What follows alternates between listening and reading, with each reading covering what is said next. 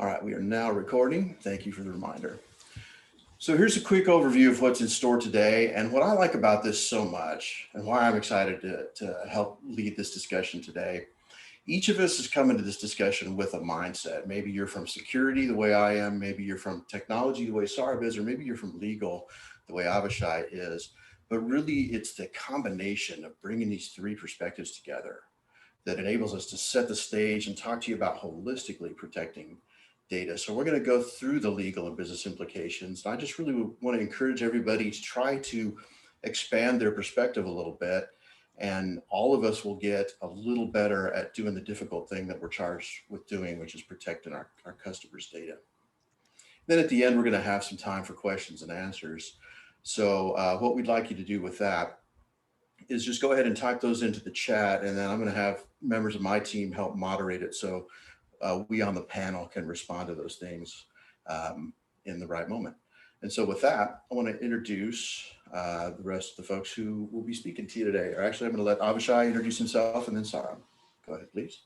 Thanks very much, Rob. Appreciate it. And it's great to be here. Thank you very much to Cloud Compliance and the entire team for having me today.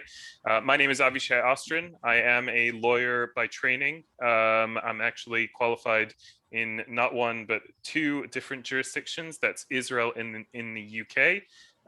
I'm based in Tel Aviv, in Israel, so the heart of the startup nation. Some of the companies that I now work with in the context of my work with a company called Privacy Team. Privacy Team is a consultancy, a privacy consulting practice, and external DPO. Those are the services that we offer to some of Israel's and the world's leading technology companies. Really excited to be with you today to talk specifically about protecting the data, protecting your Salesforce data, and bringing a little bit of the privacy, compliance, legal angle to it. So thanks for having me. All right. Hey, everyone. Thank you so much for joining us today. My name is Saurabh Gupta. I'm the founder of Cloud Compliance. Prior to this company, I used to work for Salesforce for about 7 years. So had an opportunity to see firsthand things, the good, the bad, and the ugly, if you will. And it's great to be in a conversation here. I am an enterprise architect by training. I also have a design background and a lot of problem solving. I'm very active on LinkedIn. Definitely connect with me and our page on LinkedIn. I'm based in Chicago. Very happy to have you all here. Go ahead, Rob. Thank you, Saurabh. And as mentioned before, I'm Rob Arnold, and I'm the Chief Information Security Officer for the team at Cloud Compliance. Before signing on fairly recently, I have spent 20 years of my 25-year or so career helping to run information security programs for organizations that have really, really challenging problems. I worked at a public university. I've worked in financial services. And right now I live in the Kansas City area and occasionally get a chance to play music on a professional basis, but that's mostly something I retired from a while ago. So I'm extremely pleased for the opportunity to speak to everybody here today, and thank you so much for attending. Thinking about how to set the table for this discussion of holistically protecting your data inside of Salesforce, the team got together and we discussed this beforehand and wanted to paint this backdrop against which this whole conversation will unfold. It's people doing technology, the folks who are day in and day out running the Salesforce administrative functions for their organizations that really need to take this perspective of not only caring, but knowing what to do about protecting the data. And so we're largely talking to that audience today, but we also want to make sure that we come at it from the perspective of security and from the perspective of privacy. The reason being is because of this trend in the world. The entire world is learning to get better at turning data about their customers, data about their products, and data about the world into business value. And that's what I mean when I'm calling it an extractive industry here. How do we make money based on taking the data that we gather in the course of doing business and just making better business decisions out of it, or predicting people's behavior in ways that we can profit from? So the trend has been towards more and more data coming in, and we're liking that because it has a positive impact on our business. But the adversaries that we face, the people trying to compromise our organizations, whether they're motivated criminally, whether they're motivated from some national security perspective, our adversaries have also learned that there's value in this aggregated data. And so the more you have, the more tempting of a target it winds up being. And all these three things together, taken collectively, have been an important component of what's driving governments all around the planet to enact more rigorous privacy protections for their citizens. It's partly a response to the trends that businesses are doing more to make money off of the data they collect from citizens of companies. So each of us who's in the field and working in this very complex problem space has to balance these three kind of components against each other. The privacy interests of the people that we work with, our customers, the privacy interests of the governments that are regulating us and overseeing our activities, as well as just the pressure to be competitive and make money in a fast and complex, quick changing world. So that's the background for all this discussion today. And I love it because it tees up, how do we think more intently about the security component of that. I really wanted to make sure that we're all on the same page as we proceed here about the distinction between a data incident and a data breach. If you think about an incident being any event that occurs inside your technological environment, inside your ecosystem that threatens confidentiality, so only authorized parties access the data, integrity, which is protecting it from unauthorized changes, or the availability of your data. So anything that affects the data could be an incident, but it only becomes a breach. So this is a special case of incidents when we can confirm that the information was disclosed to an unauthorized party. So our job as security folks here, and this is the perspective and the mindset that I'm representing in today's panel, is to really deeply understand all the tools at our disposal that mitigates this impact. And so we're all trained that the risk is measured and denominated by the impact times the likelihood. All that context stuff on the last slide is really persuasively telling us the likelihood of these things occurring is high and getting higher all the time. It's almost inevitable that we're going to have to face some kind of an impact from a data incident. But what can we do that makes sure that when it happens to us, we can reduce the impact by trying to keep ourselves into the incident category as opposed to the breach category? So we're going to spend time through this presentation looking at different ways, different tools at our disposal, countermeasures, if you will, to keep the impact low and stop ourselves from being the next headline in Wall Street Journal. And with that, I'm going to turn it over to Avishai to bring the legal perspective and his take on this. Thanks very much, Rob. So I think it's actually very interesting because when you talk about the legal implications of a data incident or a data breach, the title of what we're talking about today is holistically protecting your Salesforce data. And so when you say the legal implications or the business implications, it's obviously important to understand that you can't detach any one of the elements. You can't detach any one of the teams that are involved when you talk about a data breach or a data incident from the others. So you really have to, and that's what I'm going to talk about a little bit now in terms of having a holistic look at these data incidents. So the way I like to visualize it, I like to talk about it, as you can see on the slide here, is I like to talk about buckets.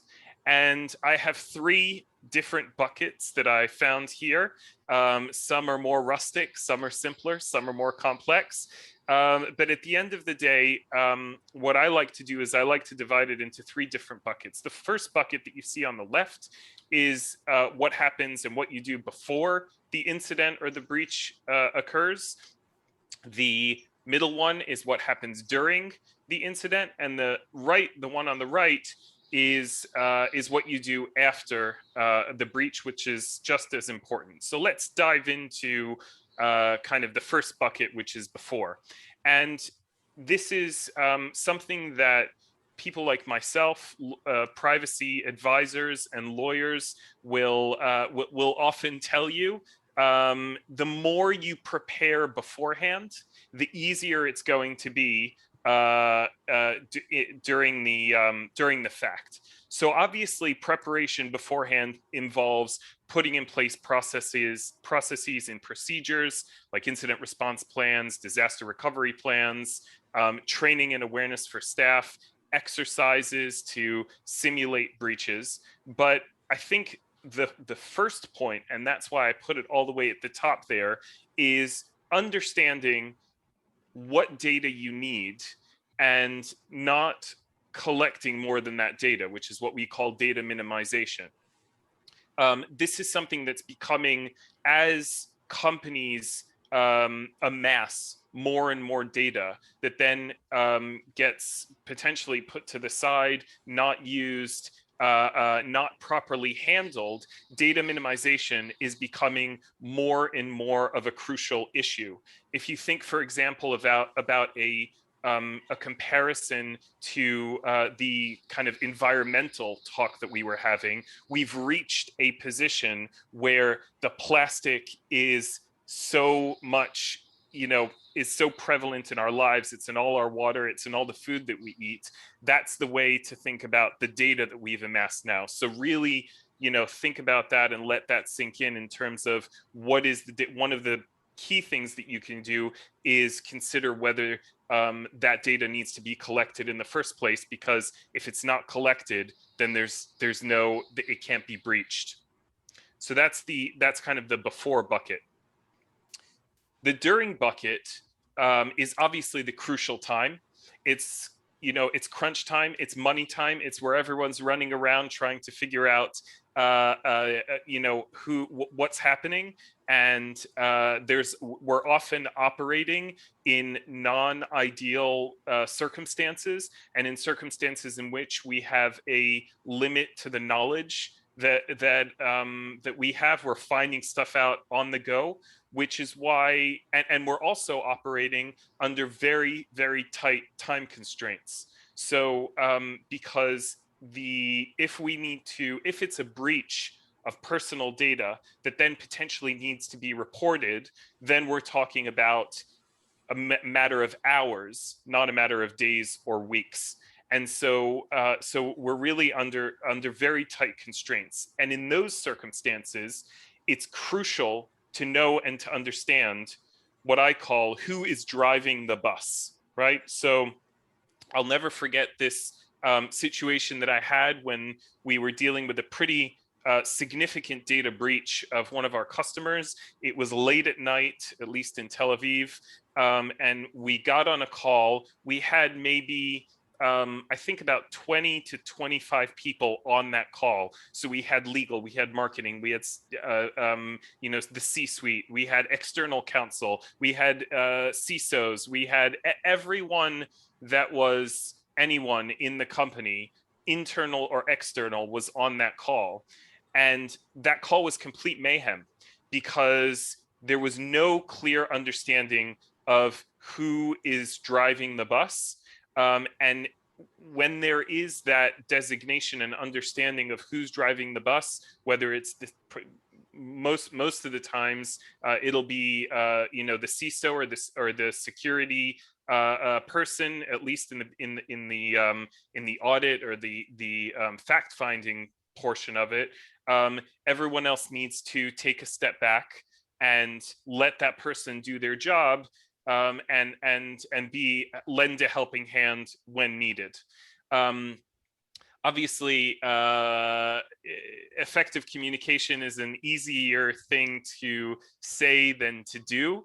But we see this especially in large organizations where departments don't necessarily know what other departments are doing. So it's crucial to make sure that you have communication lines open and make sure that that everything is kind of working, ticking properly. One final note on the kind of during phase, which I think is important, and I mentioned before external counsel. Confidentiality, when you're talking about external counsel, can be absolutely crucial.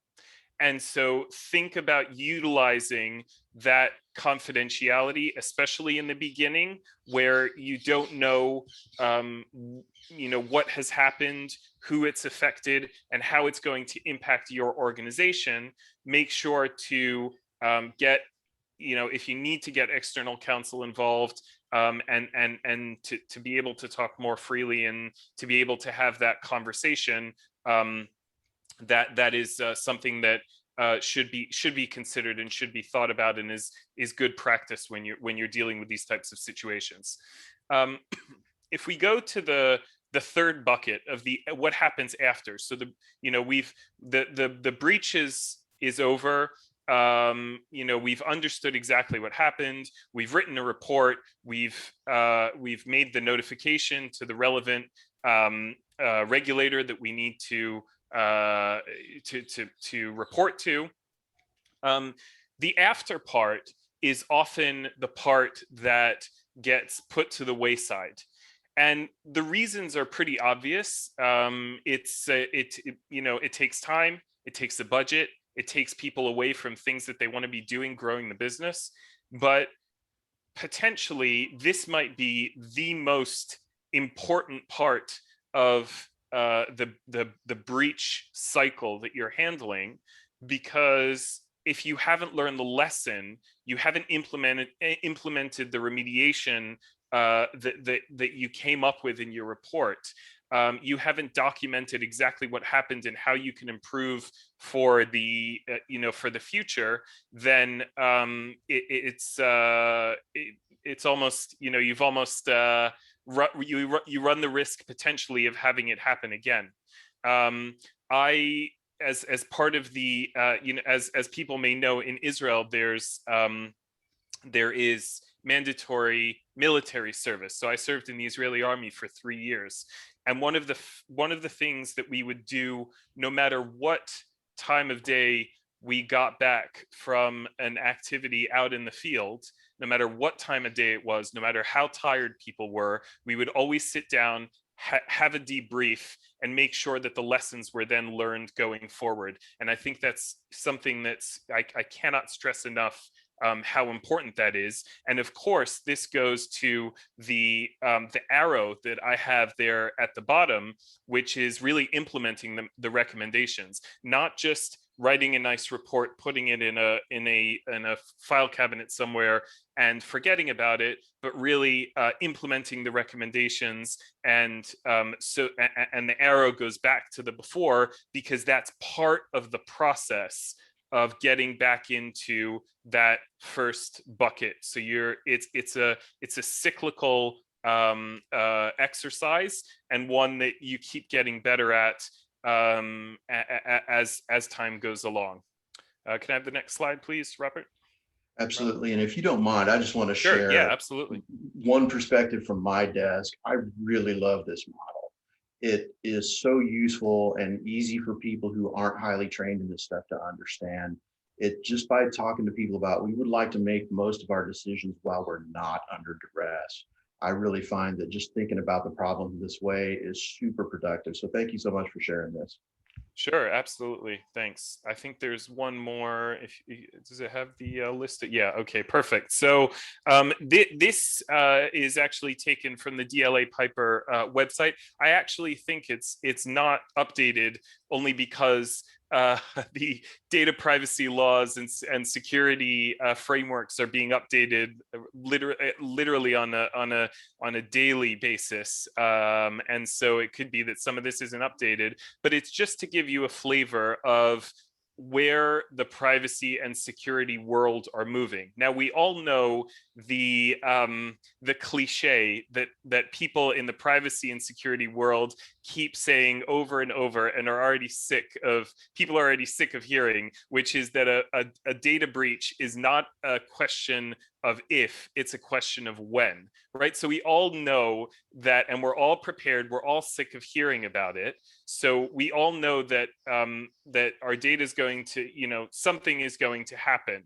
But I think that we have a number of different perspectives on this call, on this webinar, and we're talking about things in a holistic way.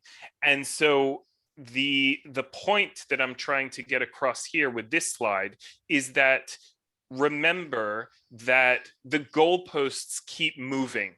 With every introduction of a new law, no matter where you're operating in the world, you will have new requirements in terms of what you need to do when a data breach is happening.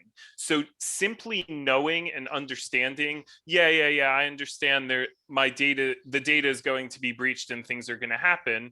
Unfortunately, these days, that's not good enough. You need to understand what that means for your business, and you need to make sure that the plans that you've put in place in that first before bucket that you've planned for, the doomsday scenario are properly address what you need to achieve if and when something happens, which, as we said, it probably will. So that's those are kind of my thoughts from the privacy / legal aspects of business aspects of what to think about when the business, the implications to the business of data breaches or data incidents. And I'm going to now hand it back to Rob in order to discuss some of the things that we can do in order to make sure that these data breaches don't have the devastating impact on the business. Thank you so much. That's just it too. And so we're getting more holistic already by combining this idea of it's not just about compliance. We can't sit back and fold our arms and say we're content now that we're compliant. It's not just about security either. So let's take a couple minutes and drill in on some of these technical countermeasures that do exactly what I was referring to earlier and help our incidents remain incidents and not become breaches. So we've already talked about this minimal collection idea, but there's a complementary part of the data lifecycle around retention. And so data that you collect ultimately becomes data that you retain until you make some kind of a conscious decision to either archive it off or delete it from your systems. And so there's this classical perspective on this where, I've been doing this a long time. And so us older folks think about it from the perspective of it's really expensive to collect data. Disk space used to be quite a bit more expensive. And so people were driven towards minimization for reasons of cost. But in a more modern perspective, the difference now is since disk space is commoditized and literally the way we even think about storage costs, it just got totally rebooted when Gmail came along and said, look, just keep all your data. You get a gigabyte of inbox space and we're not going to charge you for it. That really actually changed our mindsets in a compelling way. So now we're in this world where we're keeping a lot more things for a lot longer than we should in most cases. And this consciousness of the impact of that action on our exposure to breach is what this countermeasure is really all about. So when storage is so cheap, what are we doing to consciously mitigate the impact? And when Saurabh takes over for the last part of this presentation, he's going to talk to you a little bit about specific ways that we help with this problem. How do we help you automate the things that you retain in ways that help contain your exposure to these? Encryption is another thing that gets talked about a lot. And again, why we're having a holistic conversation here is so that we don't over-rotate towards one of the perspectives. I come from security, and so it's very, very common for us in our discipline to say, well, let's just encrypt everything. And that's going to do a lot to mitigate our risk of this. And so that's the classical perspective. Anywhere data is at rest in your systems, just encrypt it. And the problem that you have is that the management of all the keys necessary to decrypt and use that data for any purpose downstream, lawful purposes, including, for example, people's right to be forgotten. Managing all the keys that make that pervasive encryption is really, really hard. And it turns into a cumbersome process so quickly that many organizations don't wind up doing this. So a little more of a modern take on this: encrypt, but do it on the selective basis where you're threat modeling. Who are we up against? What are their capabilities? What are they interested in that I have? When you see a cost beneficial reason to do encryption, do it there. So just keep in mind as you make those decisions, the kind of attacks that encryption's effective against are mainly where people have physical access to your media. When people are going through your system to get to the data, encryption sometimes doesn't help an awful lot. So this is a tool we want to know about, but we don't want to over apply it. And the third thing we really want you to know about from today is the power of data masking. So this is one that's been around for a while, and folks who were trained in the early days of the information security discipline, we would be, it was normal for us to use what's called an ETL tool, which will extract data from the system, transform it into some kind of a format you want. And that can optionally include, redacting things that are confidential or that somebody shouldn't see on a screen, and then load. So ETL is a type of a tool that people would use for general purpose data manipulation. And for a long time, it was really the only way to go after this problem and say, in order to avoid that inappropriate or unauthorized disclosure, remember, we're trying to keep an incident from becoming a breach here. The way I'm going to attempt to reduce my risk of unauthorized disclosure is to use data masking. So it's tricky. Infrastructure people, the people that run your databases, the people that take your backups and do your storage provisioning, they can generally get to that data without going through the app to do it. So you have to kind of pay a lot of attention to whether you're doing this through the app or inside the security context of the app. The rest of us, the people who aren't the infrastructure superheroes, they have to go through the app interface. And so what's really ideal here, what good looks like with data masking, so to speak, is you have the flexibility as the people protecting the data to meet any kind of a need to know requirement. Remember that complex and rapidly changing map of legal mandates? We have to keep up with that. So we have to stay nimble and flexible. And inside the context of our application, we need to be able to mask that data where it shows up on screen. And so what does that look like in detail? I'm going to turn that over to Saurabh now and let him explain it to you. Thank you so much, Rob. So I mean, you've heard a perspective from legal and information security, point of views. And now let's really kind of switch our attention for a minute and look at what would this look like when you think about Salesforce in particular. One of the reasons, back to what Avishai was showing, this whole evolution of data privacy regulations around the world, is that if you're a global enterprise, there's definitely one place where all your customer data resides, and that's Salesforce. And now you are tasked with trying to figure out how to make sense of it all and comply with all these different regulations, right? GDPR, CCPA, CDPA here in America, LGPD in Brazil, and so on and so forth. So the intent here is, how do we holistically protect data, both from a security and privacy perspective? And it breaks down into two different areas. One is, how do I protect my data in sandboxes?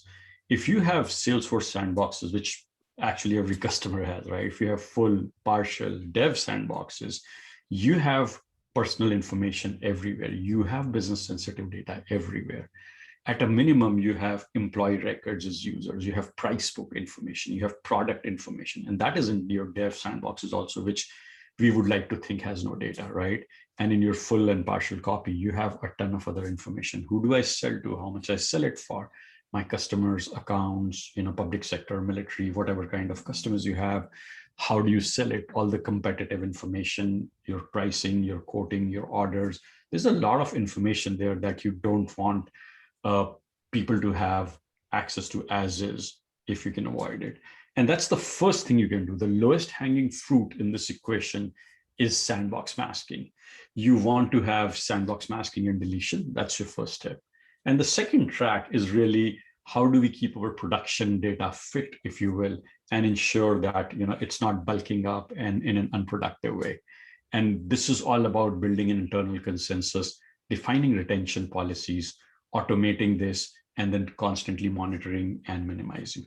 So in some ways, this whole 5-step thing is not very different from the 3 buckets that Avishai was showing and the arrow going back, right? The whole idea here is how do we constantly manage and monitor the information that we are collecting, and how do we ensure that it contributes to our bottom line, it contributes to customer trust, it keeps us compliant and out of the risk for breach, fines, embarrassment, things like that. So with that, let's dive a bit deeper into the details. Next, please. So step 1, masking data in sandbox. What does this look like? So when you think about it, on the very left column here, you can see that I have 3 kinds of data, right? You have personal data, customer information, user, your employee information, partners. You have business sensitive. Who do we sell to, right? How much do we sell it for? So price books, accounts, things like that. And then you may have other kind of information, which is really IT infrastructure specific, custom setting, production URL, single sign-on, SAML, so on and so forth. And so what you want to do from a masking of sensitive data perspective is across all your sandbox instances, and I want to repeat this for clarity, including developer and developer pro. If you're a technologist in the room, you've heard this repeatedly that yes, dev and dev pro sandboxes don't have data, but they do. They do have your users, they do have price books, they do have products. So for businesses where those are relevant, you want to think of them as well. And so what you want to do is the first step is you want to mask all this sensitive data. And the whole point of masking is you want to keep data realistic, but not real, right? So maybe Saurabh Gupta becomes John Smith, right? My email address is changed to xyz@123.com. The point is, it's still very usable data from a training perspective, from a testing perspective, from a development perspective, from production support type, emergency fix test perspective. So for all the reasons we have sandboxes, this data is still relevant, which you don't get when you encrypt or when you try to generate seed data. So it's relevant, it represents the realisticness of your data without giving away actual information. So we mask this for customer data, very directly related to privacy laws like GDPR, CCPA, and others, and also just general good, IT security and data hygiene things to do. We mask or delete business sensitive data. Again, this is where you can weigh in sandbox by sandbox what kind of rules and regulations should apply, how much of this do I want to keep. And then the third thing you absolutely also want to do is you want to update your custom settings, remote site settings, and make sure that someone who is looking at this instance, especially in this day and age with COVID, you have people logging remotely, offshore, on-site, third-party developers, contractors, all of that. You want to make sure that you provide as much information as they need to do their job, but frankly, no more. So that's when it's the sensitive data. The other aspect is deleting the unneeded data. So all unstructured data that you don't need, whether it's chatter, email, files, tasks, field history, you basically want to just blow it out. And that really applies directly to your full and partial. Next, please. And so if that's one thing that if you want to wet your feet in, we do have an app on AppExchange, which is free. It's 5-star rated, have at it. The bit.ly link is there, and we will share it in our chat here as well. So it's, it's a great app to look at. This is native. So it basically is 100% Salesforce built on Salesforce technologies, and your data is not going anywhere. We just sit on top of Salesforce and mask it. Next, please. So that brings us to the second aspect, which is the sort of, now we are looking at production, the second track. And so in production, because it's production, you have a completely different way to go about it. The first and foremost thing is we need to build a consensus, because we have all of these different stakeholders with different perspectives on it. So what you want to do is you want to run some sort of a snapshot. You can do it with one of our tools called Personal Data Discovery, or with Fieldtrip or any other. There's a ton of tools in AppExchange. And you run this to get a state of your data. How many of these objects are used? How many of these fields are populated? And that is the cornerstone of driving consensus, because when you talk to marketing, when you talk to legal, finance, compliance, sales, HR, right? All of those departments have their own perspectives, and you can bring actual real information to see how we are using it and which of them is relevant for us. And what you want to do is build this consensus so you can drive policy material around it. Next, please, Rob. Policies for retention. So how do they look like? Very similar to how we looked at masking on the very left column. You have personal, business, sensitive, and other. And that is one of the first steps. It also happens to be the first step if you were doing a GDPR implementation, which is data classification, also categorized under record of processing activity or ROPA. And that whole idea of inventorizing it. What kind of information do I process in Salesforce? Is it personal? Is it business sensitive? Is it other? And what would drive it? So for personal data, privacy laws drive it, like GDPR, for example. For business sensitive, maybe it's not privacy laws, but there may be other industry specific ones. You may have HIPAA obligations, PCI compliance obligations. You may have IT security obligations, competitive technology type things that may drive it. And so basically based on those, you would have a combination of masking information in your production or deleting it. As we get into the step 4, I will give you an example of how this translates into the real world. Next, please. So here is an example of a typical retention policy, right? We want to identify leads with which we have no engagement. So there's no movement for about a year. And so what we want to do is we want to identify them in 9 months, no movement. Then maybe we monitor them for 3 months, and after a year, we mask them. And we still keep them around because we are doing some other reporting type things, campaign effectiveness. They are probably feeding our BI system. But we've taken out the personal information. And then after 6 more months, we delete them, right? A very simple example. And this is where you'll start seeing that why it is so crucial to automate these and automate these in the application context. So you want a Salesforce native app that's looking at these things to figure out how we can do data retention. So as you look at this, right? Step 1, I'm looking at Adam Johnson. 9 months have passed by. We've sent emails. We've done a bunch of things, nothing happened.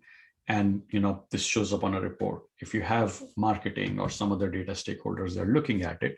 And at some point they decide, okay, yeah, it's fine. We need to just mask it. So in a year, this information is automatically masked. And that's again, back to what's data masking.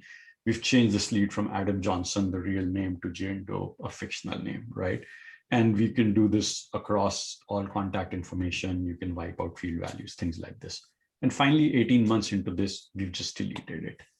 So what you're seeing is a full automation that basically reduces the amount of information you need to protect and safeguard, right? From a data security perspective, that's the direction we are heading in. I think I'll take a bit of a pause here and see if Rob or Avishai have any comments on any of the things we've talked about. Sure. Maybe you handed it to both of us, Saurabh. Maybe I'll field it first and then throw it over to Rob for the double play. Yeah, I think one of the things that I want to touch on that I think is absolutely potentially that you understated is the word automated. I can tell you that probably the single biggest pain point for the companies that we at Privacy Team advise for is retention policies. Retention policies, when you get to that type of size, and especially when you're working with some a software like Salesforce, which is you might have an extremely large pool of data in there, it's impossible if it's not automated. It just doesn't work. And so I think that it cannot be overstated how important it is to set those rules, set them and forget them, and make sure that the retention is in line with whatever legal requirement you have, whether it's GDPR or any other requirement around the world. I think that it's definitely something, I don't like to talk about, the fear of regulators coming and knocking on your door, because I don't think that that's where compliance or especially privacy compliance should come from. But I also think that in this case, it's something that's very much on regulators' radars because of the proliferation of and amassing of data that we talked about before. And so I definitely think that it's something that both for the business's benefit and in terms of regulatory compliance, the automation of retention is absolutely crucial. Over to you, Rob. Yeah, thank you. And that was a fantastic capsule of like the experience of working with auditors. I will say any system that helps you just keep the receipts for all the things that you did is your best friend in those scenarios. I also just want to tie it back to what Avishai brought up in terms of the earlier stage in this 5-step process is making decisions with your stakeholders at the table. Very, very analogous to that first bucket in the 3-bucket model, where before we're under duress, we want to make those decisions. It's a twofer. So when you do that holistic planning, you get the benefit of being more prepared for the breach outcome, as well as have the work done ready to configure your retention automation like what we're talking about here. So don't skip that. That's the best practice. Let's get together and talk about that data. Perfect. So yeah, speaking of on platform data retention, that's something that we also do. We have an application on AppExchange that you can take a look at. There's a link for it. We'll also put it in the chat here.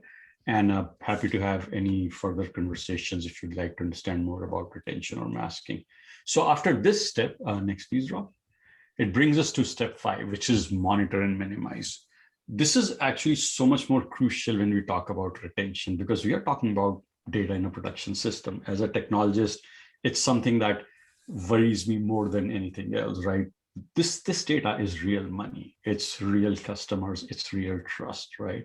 So you want to absolutely be very, very thorough when you set this up, test it and all of that, and then have a very sharp eye on this. And essentially what that means is you want to monitor, are we enforcing it correctly? Are we executing it correctly, right? On a daily, weekly, monthly, however you set it up for retention, which is what a lot of our customers do. So we work with a lot of fintech, regulated industry customers in Europe and United States. And one of the things we've constantly heard is, I want to be able to see this, right? That's why I want to see these on a report 90 days before we'll actually mask them and things like that. The other aspect of this, which is so much more relevant these days, is that every company, because of COVID, is going through this massive transformation, regardless of your size, right? Everybody's trying to figure out how do we serve our customers better. And one of the direct aspect of that is their Salesforce model is changing much more quickly than it did in the past, right? We are trying to do e-commerce, we are trying to do digital marketing, we are trying to go away from product to subscription services. And all of that is changing your data model dramatically. So if you've put together a policy on retention of contact, and in the next 3 months, you've added 50 more fields to it, those fields also need to be retained, right? You have to decide if you want to mask it or delete it. And that's the coverage of changing data model that you want. So here's a screenshot of like masking in progress. You can see out of the 5.7 million records, some of them are already processed. This goes back to Rob's earlier point about having a receipt that you're actually enforcing this and doing it correctly. Next, please. So here is some examples that I was mentioning earlier. So we have fintech customers who have done stuff like this because they are global. They have to comply with both GDPR and CCPA, and they want to do this data retention.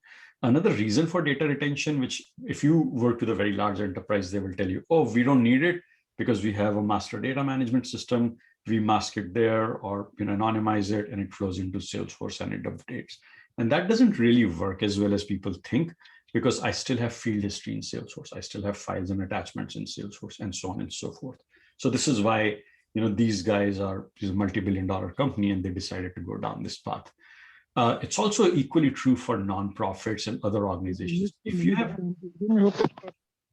you have highly sensitive data, then you want to make sure that you are able to protect it. And NRC, Norwegian Refugee Council, is one such nonprofit. They have highly sensitive data, and they'd like to make sure from a retention perspective they're protecting it.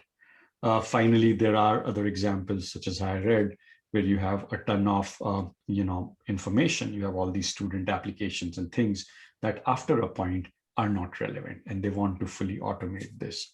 Again, a lot of these institutions also want to make sure that this information is masked appropriately. Because if you have a greater footprint in production, you have a greater footprint in your sandboxes, particularly full and partial copy. And I've seen customers with hundreds of millions of records just getting unmasked, sitting in 5 to 10 full copy environments for very large customers.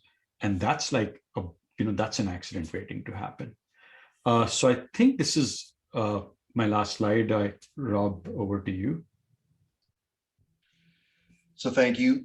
If this holistic way of thinking about protecting the data in Salesforce makes sense to you, and you're wondering about what should I be doing next, we have a few links for you to follow here to get your hands around some of these tools. Hopefully, in addition to the tools, we gave you some new and very productive and powerful ways to think about the problem to take home with you.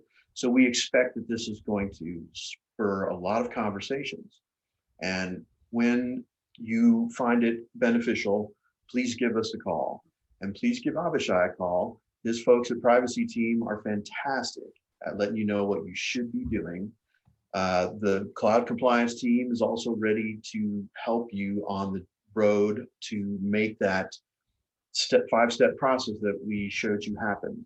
This is something that we're super important, and we believe so strongly in this that we've helped customers attain these kinds of results. And if that's something that makes sense for you, let us know how we can help.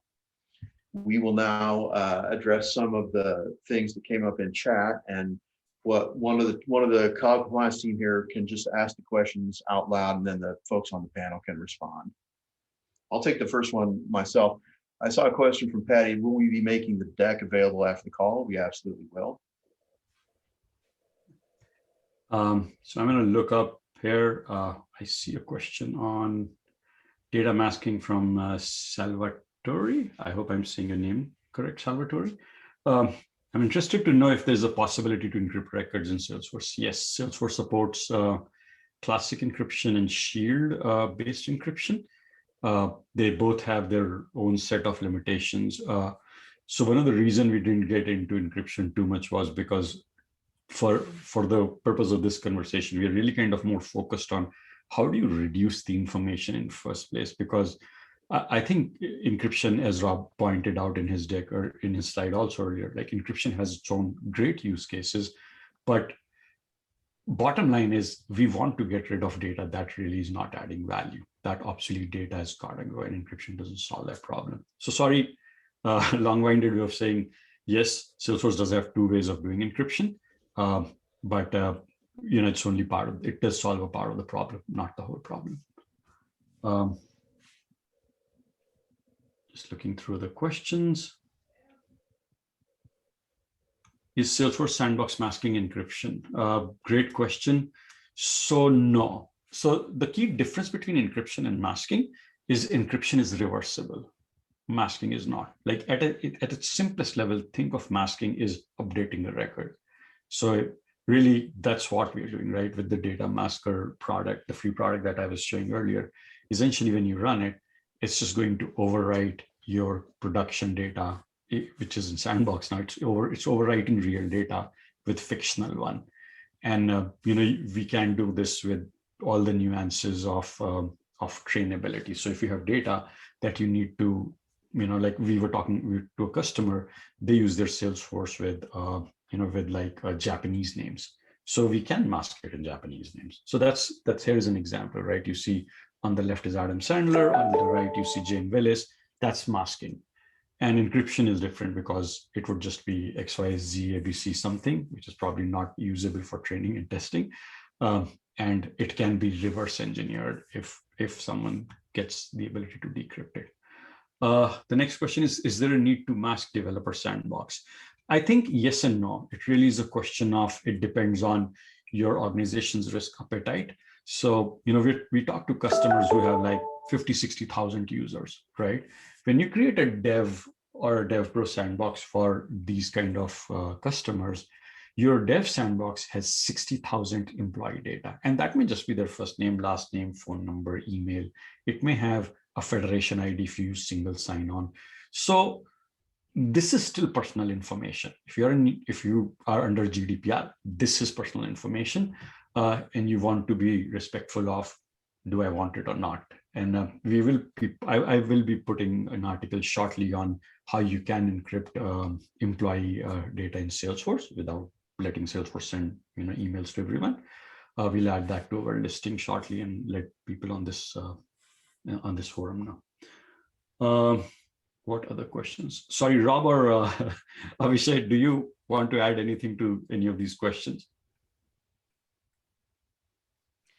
I think just from thinking about it from a GDPR, from a legal perspective, you talked about the distinction between encryption and masking, and there is obviously both a technological but also a legal distinction between those two, because anything that is reversible, that can lead you back to a specific individual, while it is protected, we call it pseudonymized data sometimes when the data is replaced with something that's hashed, or it's replaced with a placeholder. But as long as it's reversible, it's not anonymized, and therefore the legislation is generally regulations like GDPR, CCPA, LGPD will still apply to that data, whereas the activity of masking will have a legal impact so long as it's done in a way that truly cannot be reversible. Will also have a legal impact on how that data is viewed, and potentially it could, if done properly, could render it not personal data and therefore outside of the purview of GDPR. And what that means for your organization is that then you can use it for other purposes. So if you're limited to using personal data exclusively for the purposes for which you collected it in order to provide your customers, your prospects with your services, once it's sanitized, it's masked, it's done in a way that isn't able to lead back to an individual, can then be used, for example, for development, for training, for other internal business purposes and use cases that you wouldn't be able to use the actual personal data on. So it's a very good distinction, and one that people should definitely look into. Yeah, I think I'm glad you mentioned that, Avishai, because one of the use cases I've heard is, for companies, if you run a large like Salesforce Service Cloud instance, right? So you have cases. If you're a product company and you're going, well, I want to track defects. What kind of issues are people having with my product? And that's a great example where you could completely anonymize the data and still derive tremendous value out of it, because I'm only interested in very non-personally identifiable fields, right? Like what kind of areas, sub areas do people have issues in? Where do we as a product company go back and fix them? Same for if you're very sales or marketing driven, you're looking at campaign effectiveness. Where do I get my best leads from? I don't need to know the lead name for that. So you could completely anonymize this data, still get incredible value out of it. One more question that just came up, and I think this is definitely technical. Dheeraj is asking, is there any impact of field data types in masking or encryption of data? Great question, Dheeraj. So we basically mask, all kind of fields. I am not aware of any specific impact of field types on masking or from an encryption perspective. I think long text fields, you can't do Salesforce classic encryption on them. I think that's a limitation. And if that's what I think, I don't remember it 100%, but you could do like a shield encryption on them if you wanted to. From a masking standpoint, we are updating information, so that's fine. There is no impact on that front. The only other thing to be aware of is that when you do these kind of updates, your field history would still log that, oh, Saurabh Gupta's name was changed from Saurabh Gupta to John Smith. So we delete field history and other things to make sure that it's very non-traceable anonymization. Rob, anything you'd like to add? There's a lot more to say on this topic, and I do think we kind of found a good place to end this discussion. Thank you all so much for your level of engagement. I love these questions. We are here to continue the conversation. Reach out via LinkedIn or using the links that we gave in the chat if you would like to keep the conversation going and learn more specific detail about how your organization can benefit from some of the holistic approaches and this way of thinking about the problem space, as well as the specific actionable next steps to put you on the road towards adequately defending customer data inside your Salesforce instances. Absolutely. Thank you so much all for having us. Thanks, everyone. Thank you. Bye. All right. Thanks. And thanks, Avishai.